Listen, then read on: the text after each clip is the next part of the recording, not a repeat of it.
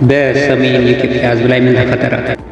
ሰላም የቢጂ ክራፍት ኤክስ ቤተሰቦች እንዴት ናችሁ? ሰምሮ ነኝ። ለዚህ ቻናል አዲስ ከሆናችሁ ሳብስክራይብ ያደረጋችሁ ጀምሩ። በሰሜን የኢትዮጵያ ክፍል ከባድ የሙቀት መጠን መከሰቱ ነዋሪዎች ገለጹ።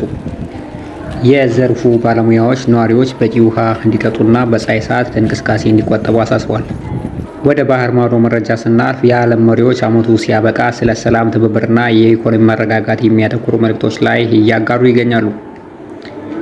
ወደ ቴክኖሎጂ ዘርፍ ስናመራ በቴክኖሎጂ ዜና ሰው ሰራሽ ብልህነት ወይም ደግሞ አርቲፊሻል ኢንቴሊጀንት እያደገ ሲሆን ትምህርት፣ ሚዲያና ይዘት ፈጣሪዎች ወይም ደግሞ ኮንተንት ክሬተሮች የተለያዩ ነገሮችን በብቃት እንድናቀርብ እየረዳን ነው ሲሉ ኮንተንት ክሬተሮች እና የቴክኖሎጂ ባለሙያዎች ገለጹ። ውድ ቤተሰቦች እስካሁን አጫጭርና አሳማኝ መረጃዎች ወደ እናንተ እያቀረብኩ ያለው እኔ ሰብሮ አዱኛ ነበርኩ። ላይክ፣ ሼር ኤንድ ሳብስክራይብ ያደረጋችሁ በቀጣይ ታማኝ መረጃዎች እስክንገናኝ መልካም ተመኘው።